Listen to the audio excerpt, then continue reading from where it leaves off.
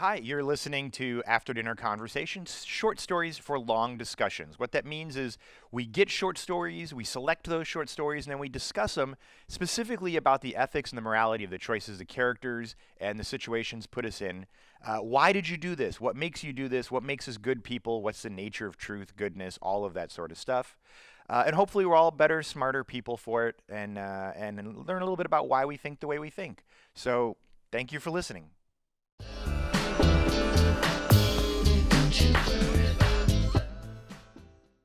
Okay, hi. Welcome back once again to After Dinner Conversation, short stories for long discussions, where we get short stories, we discuss them, we talk about ethics. We've been doing this for freaking ever now. So if you've been listening, you know what this is. Go back and listen to some old episodes. That'll clear it all up. But not the first like 5 episodes. Those were learning episodes. We're available on our website's the easiest way, afterdinnerconversation.com, where you can get our monthly magazine. If you use the discount code HAPPY, you can get a year for just $4.95, which is a $15 discount from our normal thing. We've got books and all sorts of stuff. So yeah, whatever. Everywhere there is to go, that's where it is. Amazon, all of it. Apple, all of it. Libraries, just go check it out. Do a search of afterdinnerconversation.com. Okay, so I am your co-host Colby here with Ashley. Hello. Along with Jeremy. Hi. And Sarah. Hi there. Hello, who's no longer afraid of her mic breathing. Well, because before we had those mics, it sounded like this was like, and I'm like, I feel so called out right now. Oh, yeah, you're called out. That's exactly it. But how dare you breathe, Sarah? Don't you breathe anymore. But it's okay. So it's socially acceptable to call you out because it's not body shaming, you see. And it was probably me anyways. It probably was, yeah. Anyway, I'm just gonna let that hang out there. So the story, and we are into season 4 now. I think this is episode 3 of season 4.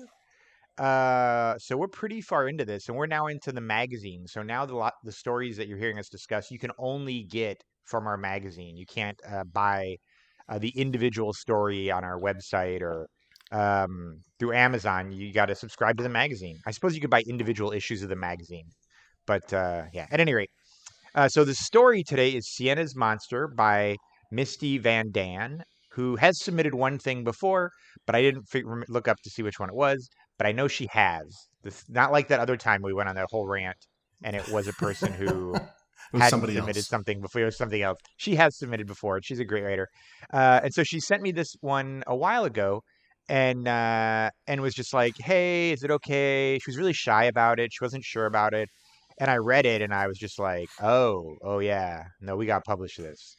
Because it's just, it's just, obviously, it's so wonderful. Sienna's Monster. And it's not science fiction, which is also super exciting because we get so much science fiction. I would say trigger warning for people that it does have family abuse. Just trigger warning for those that is a trigger for. Yeah.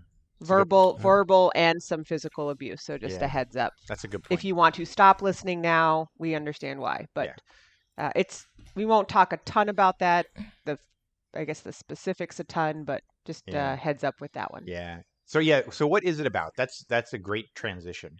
So it is about this young girl, Sienna, who goes off to college, and it flashes back and forth between her childhood and her first year at university with her dormitory friend.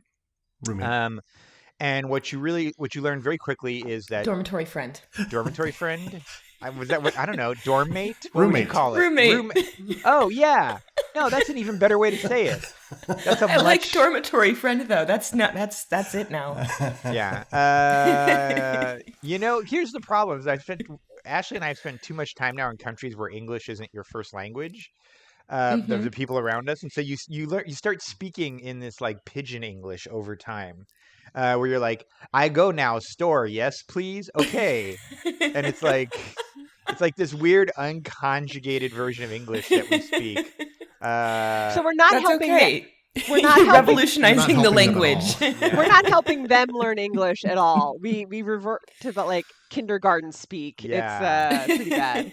Are you just speaking louder and slower so they can understand you, Colby? That's exactly right. Because if you speak louder, people's vocabulary gets bigger. That's science. Yeah.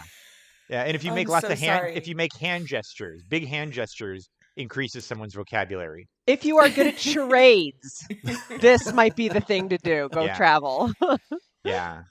I'm sure that's why I did that. I'm sure that's why I did that, though, is because the word roommate is a less common room, but dormitory friend are two words that are common in English. Are common. I'm sure that's why I said that. At any rate, so she's got she's got a roommate. And what you get to these flashbacks from her childhood to her adulthood is basically that she has been living with a monster, right? And where she gets this from is because a police officer, when she's like 7 years old, comes to school and says, "Hey, you need to be aware. Sometimes people live with monsters," and it's all this like police officer code for abusive parents. But she then extends that metaphor throughout her life. And she is disappointed, at least growing up, to believe that she doesn't live with a monster. At least in the beginning, she doesn't think so because he's never physically abusive. But what we learn is he is very much aggressive and probably, I think we all agree, abusive, although we haven't talked about that yet. And so he yells and he stomps and he screams and he breaks stuff, and he's the kind of like guy that punches drywall and is just really like rages, but doesn't ever physically abuse her except for one time where he sort of accidentally-ish does. I think the thing that made her, as a child, she didn't think her father was what they call a monster was because he didn't drink alcohol. Oh, that's right. So basically they had a school assembly and a police officer came in and was like trying to explain that not everybody's home is a happy home.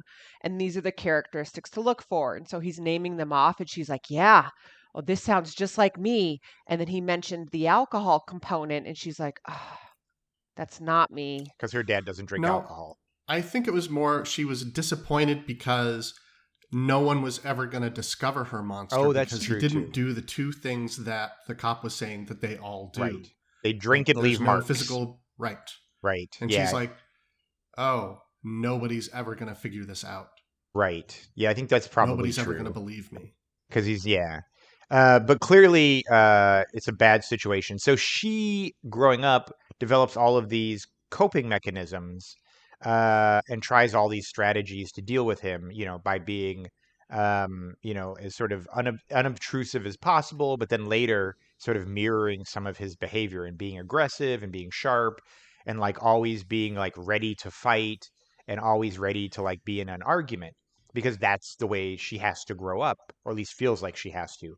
She moves into her dormitory, meets her roommate, and her roommate is a very kind, forgiving, sort of well-adjusted human being, is religious, although we can discuss if that matters in this case.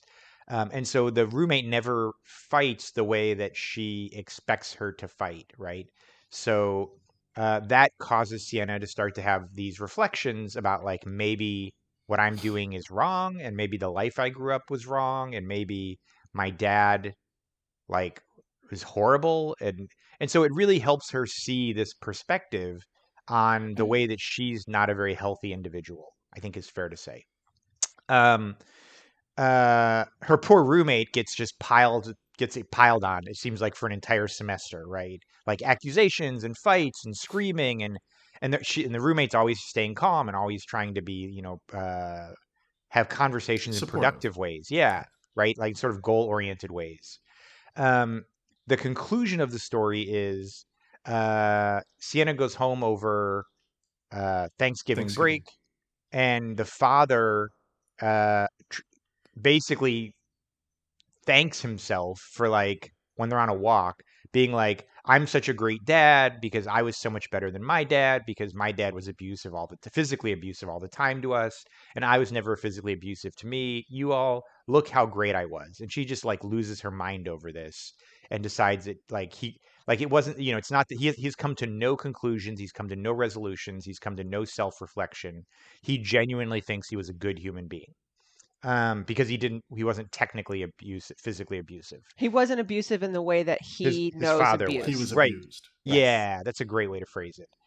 And so she decides she's never going to talk to him again. Her roommate suggests that she have Christmas at their house. She does. She tells her parents, like, I'm not coming home anymore. Somehow or another, her mom guilts her into saying, okay, like, let me come out and say hello to you at the roommate's house, his parents' house.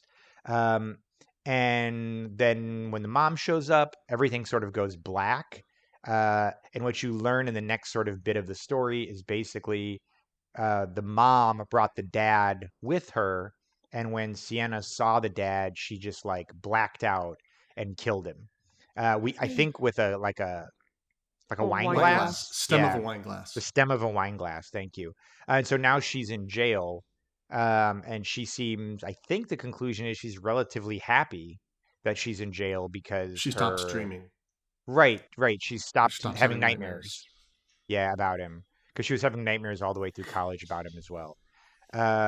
Okay, did I miss anything? Were there any key points I missed? Because this story doesn't really have a particularly like Indiana Jones linear plot. It's not like find the Ark of the Covenant, find the thing, It's much more of a emotional journey. The only thing that I would bring in is the mom component here. So the mom has stayed with the dad for the entire time.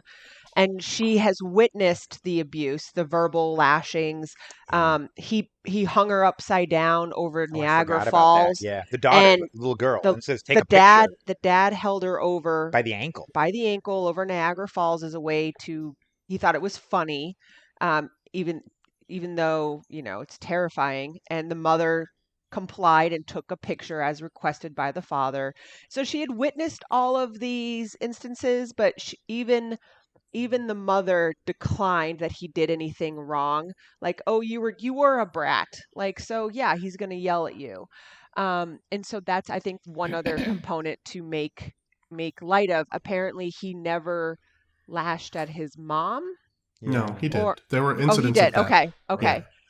Yeah. But again, the mother never stood up for the daughter.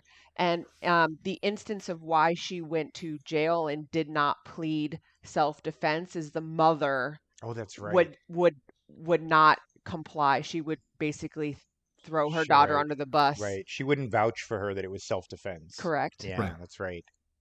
That's got to be the most horrible mother ever. Yeah. But whatever. Yeah. Yeah. Okay, so Sarah, you'd messaged me and said this is a sad one. You obviously, this affected you deeply. I assume. These are heartbreaking. But I'll say this one affected me deeply. Like when I read it, I actually emailed it. I think I emailed it to you and a couple other people before we even published it. It was just like, oh my God, this is such a story. So I emailed it to a bunch of friends.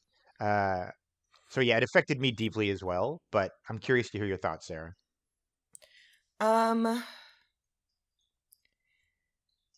So the ending has resolution in that Sienna feels some sort of relief or satisfaction with how it turned out for her. Even though she's in prison, she seems to be kind of at peace. Yeah. But there's no opportunity for any sort of healing or reconciliation in that family. And that's really sad. So you feel like she's going, so you feel like she has peace-ish, but she never really has completion. Like she never. Yeah, she seems to be doing so well. Like she's talking about becoming a better friend and an opportunity to change and reinvent herself as a person. And then it just kind of comes to a screeching halt because of a decision that was made for her. Yeah. Like she asked for him not to be brought over. He was brought over without her permission. Right. Yeah. And, everything just kind of stopped for her. So I felt like that was really sad. Right, because she did seem to be on a path to recovery in some ways, at least for herself, if not for her relationship with her family. Mm-hmm. There was a lot of good progress. Yeah. It seems like she was breaking some of the bad habits of like always wanting to like lash out. Right. That goes to show how important Clara was, her roommate, her dormitory person. Basically, if Clara wasn't the person that she was, we saw hints and shadows of Sienna following kind of her father's She footsteps, was going to be just like her dad, lashing out the same thing. And she had this kind of intervention where someone didn't escalate the issues like her father would, didn't react in the same way. She had her first, the friend, Clara gave her first apology ever. She's like, I've never been apologized for, like a sincere apology. And so, yeah, if her friend wasn't there, who knows what kind of path Sienna would have walked down as well. Yeah, I think she would have ended up like her dad, and probably in a relationship that was a relationship, like a marriage based on conflict. Yeah. Right. Yeah. Yeah. Jeremy, what do you think, man? You're quiet about this. I think we're all quiet because it was just so emotionally draining to read. Right. Then there's a lot to unpack. There's a lot of different things that are touched on. I guess, in general, it's a really good story, and there are a lot of, I don't know, I'm going to repeat some of the same things. There are a lot of good things about it. It's hard to, I don't know. Okay. Colby. So let me ask you this, Jeremy. I'll ask a more pointed question. How about this? Do you know anyone that you feel like has elements of what her father has or what Sienna had? The person who they grew up in a conflict environment, and so that's the normal for them. Right, and maybe that's what I'm struggling with is I don't feel like I knew anybody who had this kind of childhood. So I don't have a frame of reference in that sense. You've never been to the house where where someone leaving dishes in the sink escalates to 11 right in front of your eyes? No. Wow. Am I it? Am I the only one? Sarah, you've never seen this either? I've seen it. Yeah. I would say I lived it in a relationship. Yeah. Where I was constantly walking on eggshells, and I didn't realize I'd slipped into this state, and was able to get out of it. And I've talked with Colby before. There's instances where something happened and it was maybe an honest mistake, but I would shudder at the sense I would go through my head all of the lashings that I would maybe get verbally, and then Colby would be like, "Oh no, accidents happen. It's not a big deal." The GoPro. So I had a GoPro on my bike, and I hit a bump and it fell off. I didn't know it had fallen off, and I went through my head all of the scenarios that. And to be fair, it was like a 100-mile bike ride, so there was no way to know. There was no way to know where it fell off the bike. Oh my gosh! There was no finding it. But in my head, I had lost something that was very expensive, and I had that situation in a previous relationship, and so in my head I heard all the same, like, oh my God, you're an idiot, why did you lose this, why didn't you notice, and that outrage. And then why are you so careless, all that sort and then stuff. for Colby to be like, accidents happen, it's just a GoPro, I'm glad it wasn't you that crashed, and we will just save up and buy a new one. And that stopped me in my tracks. I was like, oh, okay, I was not anticipating that. And it's so I can relate a little bit with what Sierra has had to battle, the voices in her head, walking on eggshells, you live anticipatory of the future of consequences and what attitude the other person comes home in. Yeah. I think that's a good way to explain it. I've definitely felt that way as well. And I have an example like that as well. This is kind of a funny story where when I was 15 years old, my sister and I were driving down the freeway, and she had a sunroof, one of those glass sunroofs, that you do the double latches to make it come down. And for whatever reason, she insisted on never latching it. I have no idea why. She just figured the wind going over it would keep it pushed down. So we're driving on the freeway at 80 miles an hour, and I'm like, oh, I'll latch it down.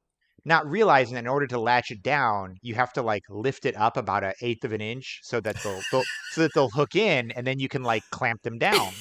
Right. Well, let me tell you what happens when you lift a sunroof 1/8 of an inch at 80 miles an hour, 70 miles an hour. It immediately rips off the top of the roof. flies back on the freeway. Luckily, we're in the middle of nowhere, so it doesn't really matter. And then, of course, it shatters into 1,000 pieces on the road. And now it's just gone. And I remember my sister, and I remember thinking like, oh my God, I'm in so much trouble. Like, this is going to be like a month of me getting yelled at. Like, we're going to swerve into the side of the road. Like, I'm like in like an eighth of a second, I'm imagining all of the things that are going to happen because that's what I'd previously experienced with my dad, right? And her response was she just laughed at me and she's like, well, now you know that's probably not the thing to do. And I was like, yeah. And she's like, no worries. We'll get a new one. And I'm like, okay, can you buy a new one? Like, I have no idea. I'm like 15. I don't know that they make individual parts for cars. I just figured from now on we got rained on, right? Like, I didn't know.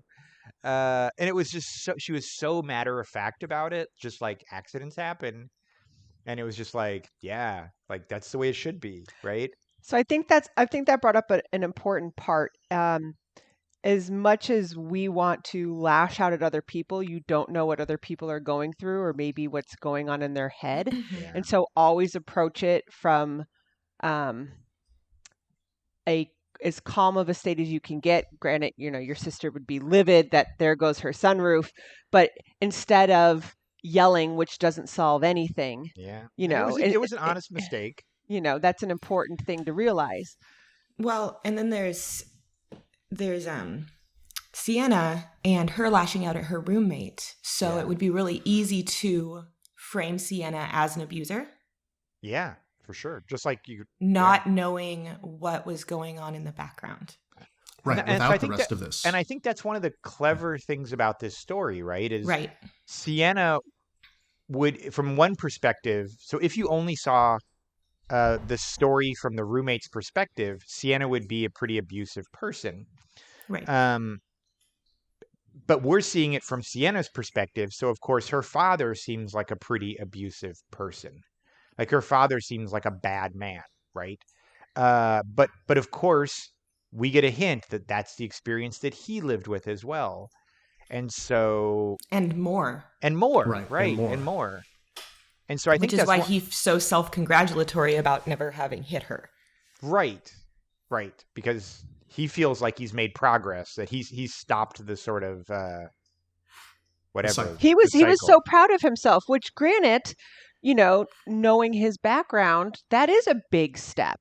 Yeah. To not lash out to the same degree that you were treated in. Like, and so as much as it's like you want to bash on the father, I'm like, well, he did make kind of strides. Not perfect, but it's like you can have you could see it from his point of view that he achieved his one thing that he really wanted to stick to for his child. Right, but there's still no other self-reflection towards his own behavior. Right, and it's like there's the capacity for healing there, but maybe not. Yeah. Like, is he redeemable at all? Right. And from a story perspective, not knowing what happens in the meeting between the two of them. Yeah, I think that's a really smart story choice. Right. But not knowing, we're left to, just guess, what was that interaction? And, was any of it him saying, you're right? Yeah.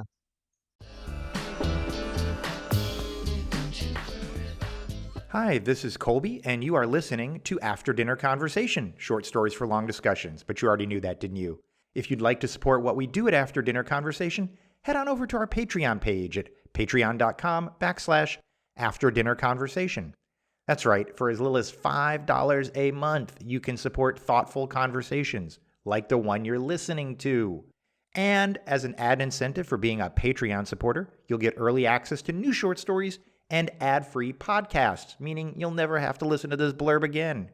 At higher levels of support, you'll be able to vote on which short stories become podcast discussions, and you'll even be able to submit questions for us to discuss during these podcasts.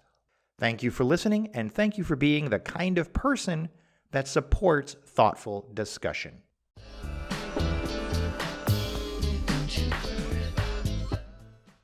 Right, but not knowing, we're left to, just guess, what was that interaction? And, was any of it him saying, "You're right"? Yeah. We don't know. It could have been, right? And it could have been her just like flipping out. Still flipping out. Yeah. Because you would assume that he's a big guy and that the idea that she could kill him means that he maybe didn't defend himself as well as he could have. But we have no idea. Maybe he did and he just got caught by surprise or, whatever. Yeah. It also, one of the things I also really liked about this story is it makes it, this is one of the things that, Sarah, that you've mentioned before that stuck with me is everyone's the hero in their own story. You mentioned that. I think that's a great phrase. Is it would be easy to call her father a villain, right? Just like it would be easy to call any abusive person a villain. It would be easy to call Sienna a villain, not knowing more about her background. And so it's one of the things I think is really interesting about this story is when you meet these people, it's tempting to frame them in the simplest way, not realizing like that they're the product of their upbringing or their experiences. Right. Yeah. Yes. That is interesting. We are constantly a reflection of the things that are happening around us, and we are also changeable. Yeah. I know that I think maybe some people say people never change, but people do. I think people do change. But I think Just Sienna very was slowly. trying It takes work to make it changes takes work. in her life. We don't know about her parents. Sure. So, yeah. The sadness of that relationship never having been redeemed or never having been. That's tough. What broke me for this story was it's easy to see abuse when it's physical. You have a scar, you have a bruise, you have a cut. But when it comes to verbal abuse, it can cut just as deep, and there is no proof of that. Yeah. And that for me kind of breaks me a little bit because, I mean, it's invisible. Like you can walk by someone in the street and you can't see it on them. You actually have to sit and unpackage everything. Whereas if you're a child that goes to the police and you have a black eye, a lot more believable. And so for me, that hurts. That the verbal abuse is seen in a different light, maybe not as severe or not taken as seriously. Right. When it is just as bad. And to a sense, there is a visible effect of it because, Sierra is the way she is. The way she treats people, yeah. Right, treats Sienna. Yeah. Right. So at this point, it's very obvious that she was abused as a child emotionally. But, again, you're not going to see that walking by her on the street. It's through those interactions, now you understand who she is and that she was abused. Yeah. So let me focus our conversation with a question here really quickly, since I know this is just a tough one to talk about.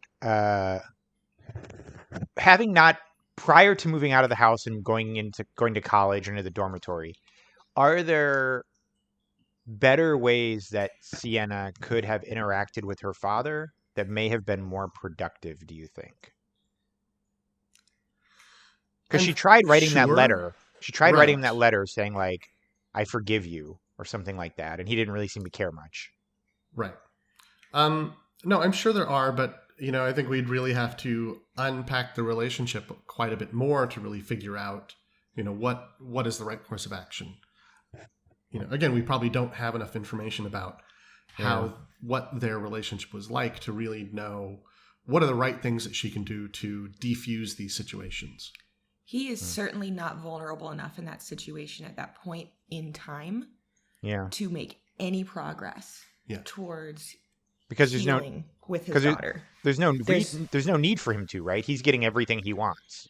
Well, yeah, and in order for him to accept her forgiveness, he would have to see himself as somebody who needed to be forgiven.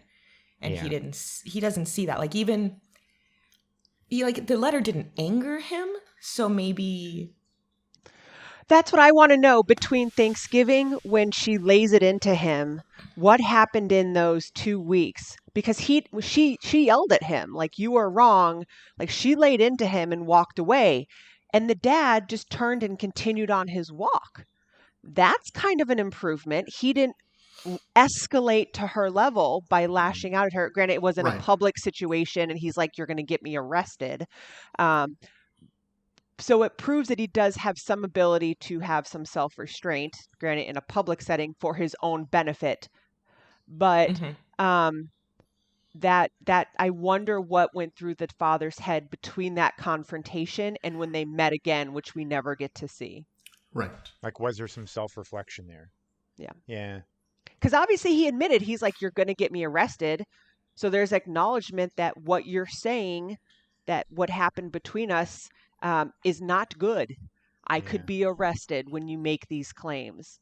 And so there's some acknowledgement there that maybe, that maybe he was wrong. That maybe he's come to light of it. Maybe he's realized how wrong he really was. Yeah. I think about, like, what could she have done while she was still in high school or while she was still living with him? And my conclusion is, you're shaking your head. My conclusion she's is not 18. She can't. Her mother, based on her Isn't mother's supporting attitude, her. there's nothing she could have done. Well, I think one of the other problems is so he sees no problem with his actions. So there's, like Sarah says, there's no self-reflection. So there's no reason, remorse. He's unwilling to even hear feedback. So even if she'd said, what you're doing hurts me, he wouldn't acknowledge that hurt because he personally doesn't see that hurt, right? He's unable to understand someone else's perspective. He thinks it's normal. He also thinks he's being nice. Right. This is how you raise kids. Like, isn't this what we talk about, spanking kids? Like, my grandpa used to whip me with a stick, and now I'm only hitting you with my hand. So it's better than what I had, and it set me straight. So there's nothing wrong. It seems to be very much the attitude, right? Yeah. So, and then her mom is also an interesting character. She's a victim, but she's also an enabler. Yeah. So the scorekeeping was really interesting for me. The father, the monster, is somebody that they want to please. They want to make this person happy. They believe that if they do enough, if they are enough, if they make themselves more perfect, he will eventually accept them and love them. And the mother is never going to break free of that. She always believes that the abuse is her own fault, and she needs to do better in order to be loved and accepted by this person. Yeah. Sienna is learning that behavior, and she's demonstrating it with Clara. She's keeping score. Right. Yeah, when she talks about how, just to sort of complete the circle here, she talks about how the scores have to be relatively equal because if one person scores so much higher than another person's score, then there's no reason for them to have you as a friend, right? So if they're helping you and you don't help them back, they will dump you as a friend, because it's a sort of contractual, like every interaction is a contractual exchange, right? So because the mother's an enabler, would you say she's just as bad as the monster? All of these people are in a very bad situation. Yeah. I mean, I would say she's... because the enabler side of it, yes, but she's also the victim. So it's... I mean, there's so much to unpack in this relationship between these three people. Like, the parents and the child is one situation, but as that child grows into an adult, it gets so much more complicated. Yeah. It's not just so cut and dry. Remove the child from the situation, period. Right? But when the child is an adult, Sienna grows up, she gets to choose whether or not to continue a relationship with her parents. She seems to be choosing not to have a relationship with them, and they're refusing that. They keep putting pressure on her, which probably is what causes her to break. Maybe if they just let her be, she would have come back around. And I assumed, and tried to fix things with them. And even though it's not written in the story, I assumed a large part of the reason the mom is reaching out to her is because of the pressure that the mom is getting from the father and the desire of the mother to please the father by taking his side, right? That's why she's like forcing the situation. That's why she's sort of betraying the trust of her own daughter by bringing the dad around when she was said she wouldn't, because she's still enabling that. She's trying to make her situation good and trying, doing all the things because she hasn't left that situation yet. Right. She's Yeah. still there. She doesn't see a way out. Sienna's got a way out, and the mom Yeah. doesn't have one. Yeah. Well, that's scary. Like now that the daughter's out of the house, the mother mentioned your father's more calm now. I wonder if that's really true, or is he is he taking it on the mother now because now he doesn't have his release, if you will, of his own anger? Do you think it's like crab bucket? Like Sienna's getting out, and so mom's trying to pull her back in because you don't like seeing people leave. Yeah. Like, I think that's part of it too. Yeah. Like how many ways can this story break your heart, man? Oh my gosh, right? Yeah. Oh. One of the things I love about this story is I feel like it is so authentically written. Like, even if you've never seen this situation, it all sounds perfectly right in how these sort of things happen, right? Right. And we've talked about this even with some of our science fiction stuff. Like, even if I don't know anything about whatever, time travel or quantum physics or whatever, it's sometimes a story can just be written in a way when you're like, yeah, like, I don't know anything about this subject, but I know this is what it's probably, it has enough detail and enough authenticity sounding in it that I believe the world that was created, even if I've never personally experienced it, which is, the elements of a really great writer. I believe this could be a true story. This is a think so, too. lady from jail trying to figure out a way to verbalize what it was like for her in the turn. I feel like she just wrote a memoir saying her dad's a monster and the adjectives and synonyms that she used. I also thought one of the really clever things in the story, I know we just heap praise on a lot of our stories, but a lot of them are just so good, is the fact that she characterizes her father as a monster, and whenever she, like, things happen, she talks about, oh, he whipped me with his tail, or he breathed fire on me, or whatever. We never hear what he said exactly. We never get the details, and I think that's so clever because that allows us to insert.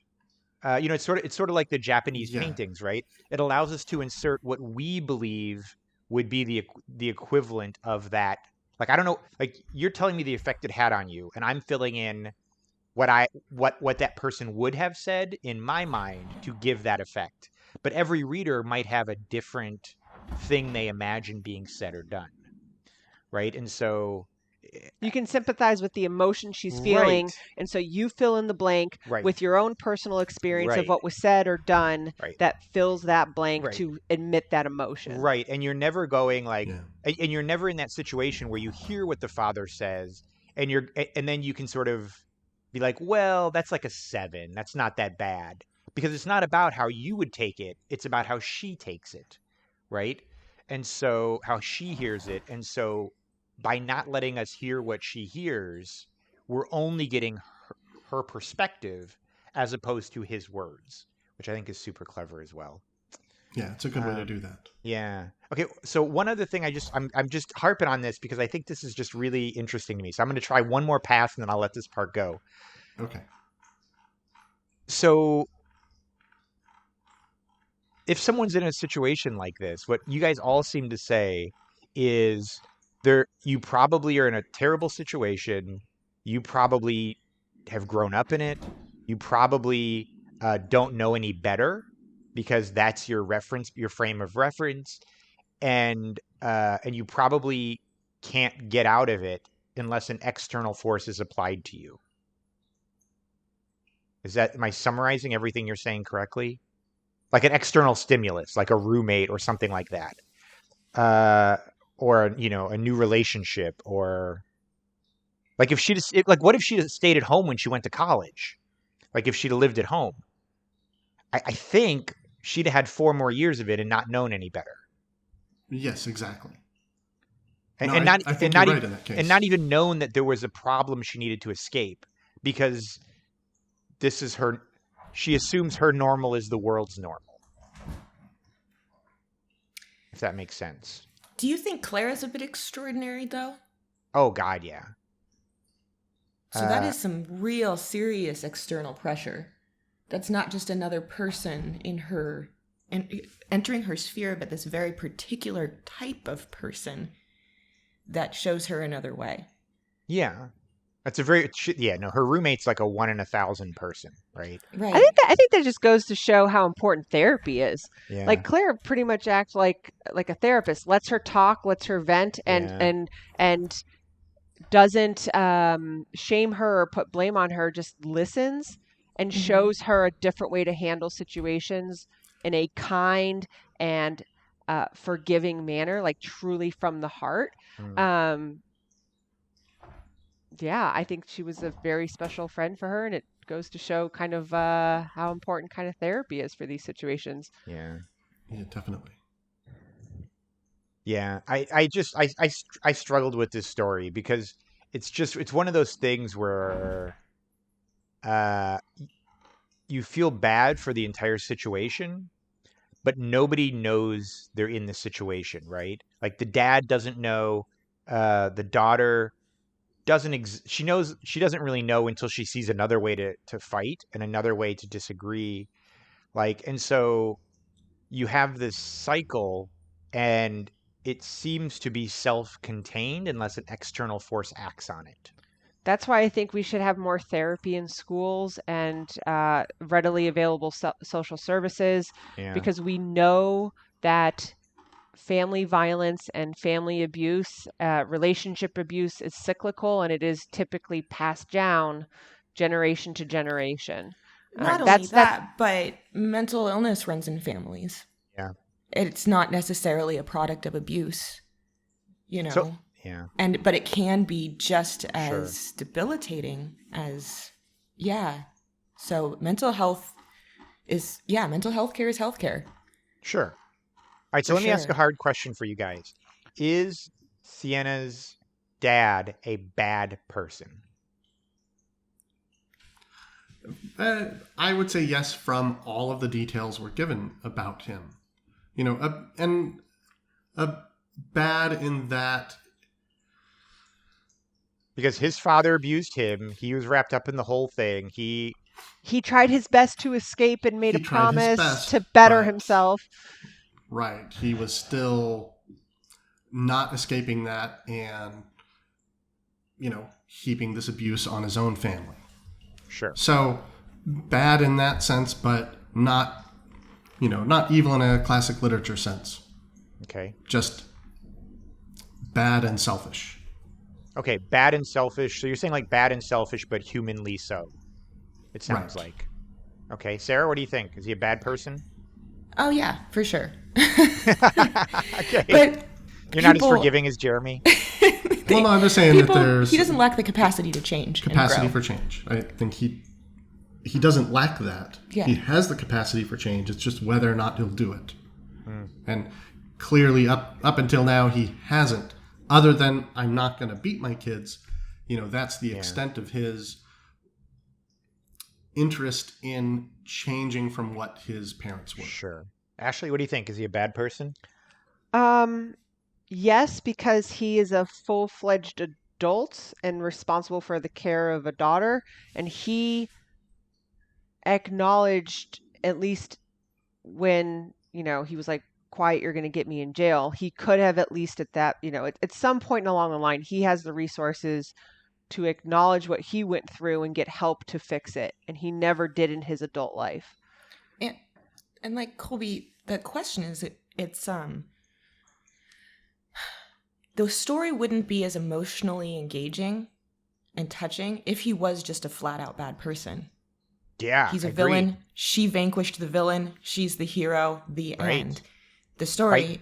Hearing 2 sentences about his father, it entirely changes your perspective on him, right? And the idea that perhaps he was coming to her with apologies or in order to change things. Yeah. That very idea and not knowing. Yeah. Like, that's part of the emotional pull of this story is maybe he wasn't. All right, so I'm going to play. My only concern was, if the father, if he was primarily physically abused, not so much verbally abused, and he switched one for the other with his daughter. He's like, well, I'm not going to physically abuse her, but I have verbal abuse as a way out. So maybe in his mind, it was a better option, not realizing that they both cut as deeply. And I think this is where and I'm not sticking up for the dad. The dad's a horrible human being, but here's the part that I think I struggle with a little bit is it would be like if I went to you, Jeremy, and I was like, hey, do you let your kids drink soft drinks? And you go, yeah, I mean, if they want soft drinks and there's soft drinks in the house, whatever, within reason. And I go, oh my God, do you realize you're abusing your children? Like, you've been abusing them all these years. You're a bad person. I'm now judging you. And you're like, well, wait, no.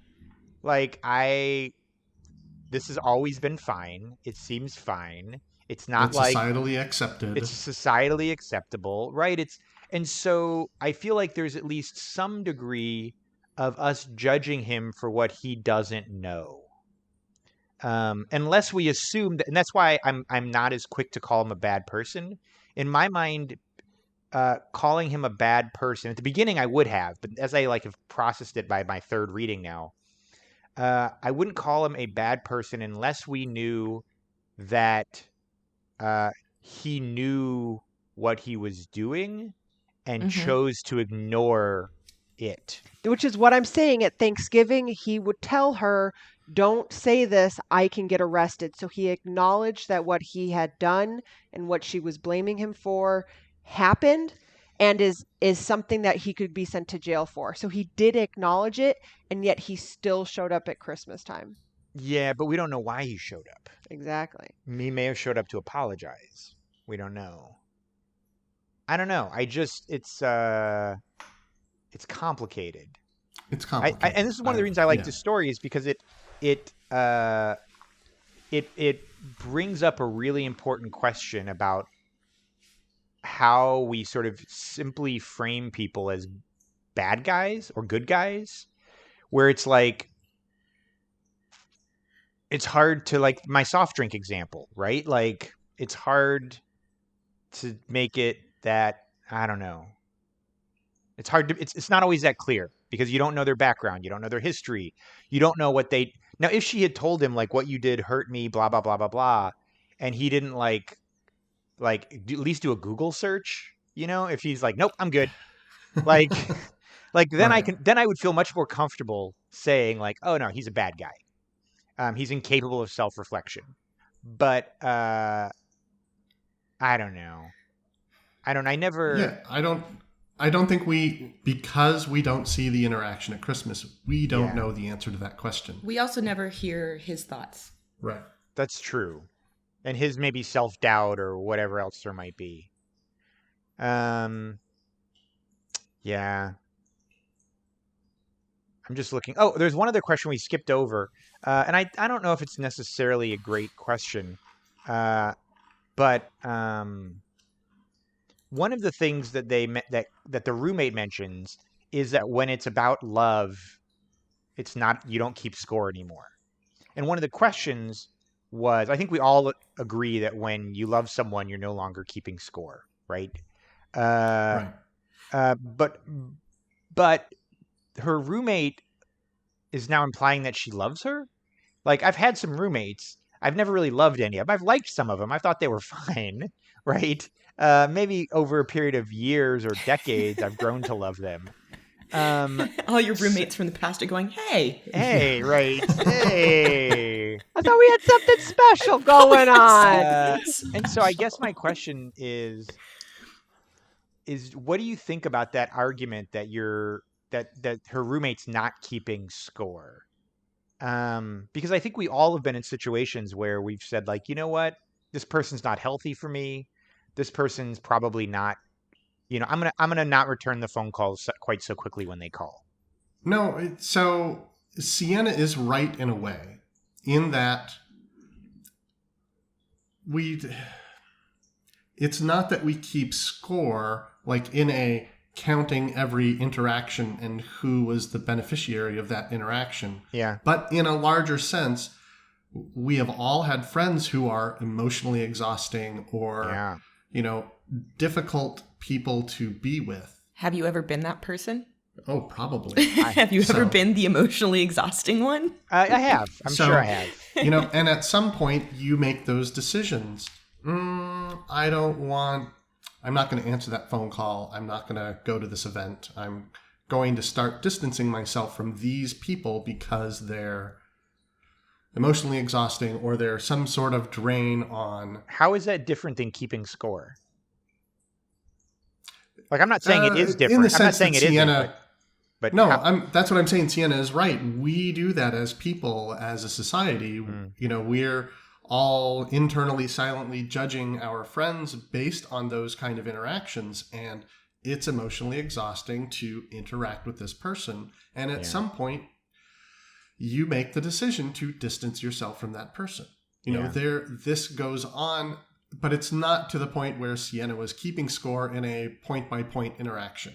Okay, so it's... And it seemed like for Sierra, she said, loving you is just the right thing to do. You need it, and I am here and can provide what you need. So it wasn't a drag on her. She was like, this isn't over the top for me. You aren't that friend, dragging things out. Tiring yet. Yeah, you aren't that tiring yet. And she also said, you don't have to earn my love or pay me back for my friendship. It's a gift.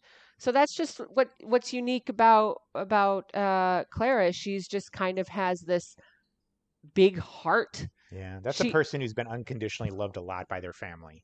Yeah. Yeah. All right.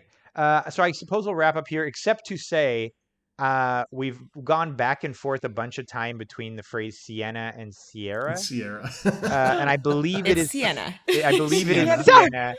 No, I think we've all used it interchangeably. Yeah, unfortunately. But yeah, so just a great story. And it is in what magazine is this? Is this March or February? March, yeah, the March 2021. You can get it on Amazon.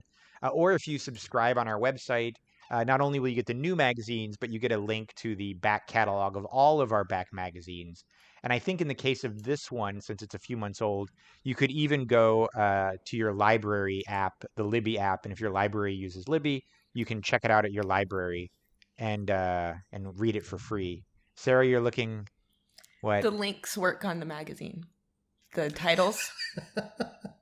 I've been scrolling through to get to each. Oh, you just found out that the that on the PDF click that on one of the titles. Mine it doesn't on your phone.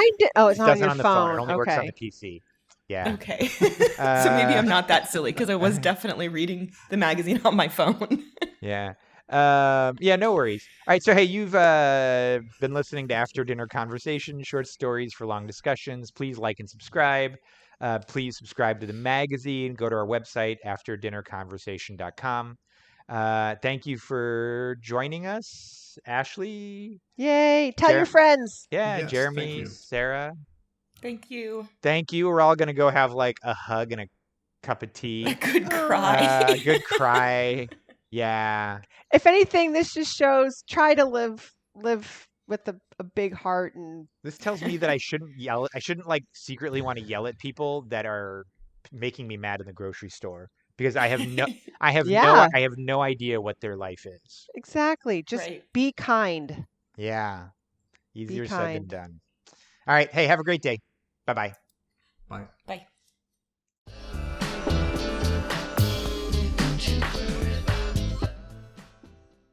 If you've enjoyed listening to this, please like and subscribe. It helps us out a ton. The vast majority of people haven't liked and subscribed, which means maybe it shows up in your algorithm, maybe it doesn't. So don't leave that to chance. Just go ahead and hit that button, and we'd sure appreciate that. And that way we can keep doing what we're doing, and you're not left to the whims of some algorithm. Thanks.